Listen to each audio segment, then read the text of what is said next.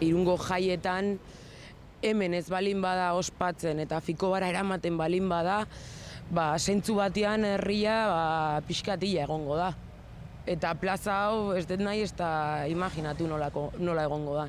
Udalak hitza eman zuen, obrak hasi baino lehenagotikan, mantenduko zitula hemengo jai egunak eta aleta gutxien min egingo ziola bertako ostalakuntzari.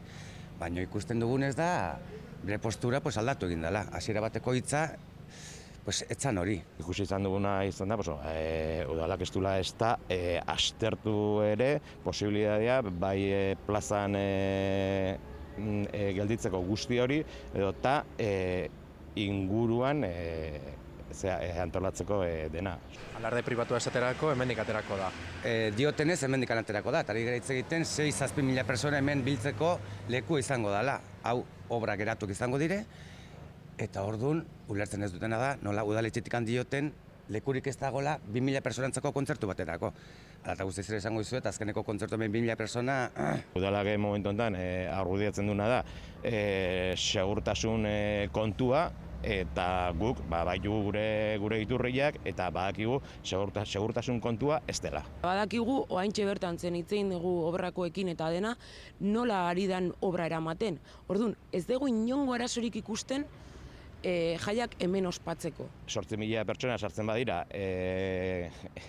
ekainak 30ean, gero problema badira 50 behi sartzeko. Hori ez baldin bada itzaki nahiko beresi. Jaiak, urteko zorroi pagatzeko dugun aukera kentzen badigute, nik ez dakit hemen nork aguantatuko duen. Nik ikusten duten da hemen klik, itxi ingo direla denak. Sinadurak biltzen behintzat hasi zarete, ezta?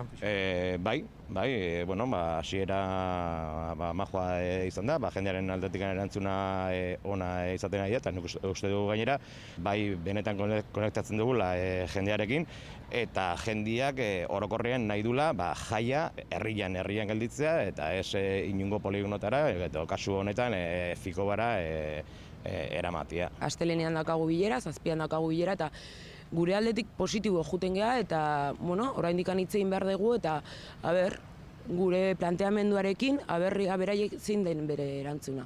Alternatiba bat daude, eta gauza batuterako lekua baldin badago, guk eskatzen duguna da, 10 egun horietan, jak eta obra geratuak izango diren, txosnak eta kontzertuak ere hemen egitea eskatzen dugu guk. Urdanibia plazako lanak direla eta Irungo udalak erabaki zuen txosnak eta kontzertuak hona ekartzea Fikobako feriagunera.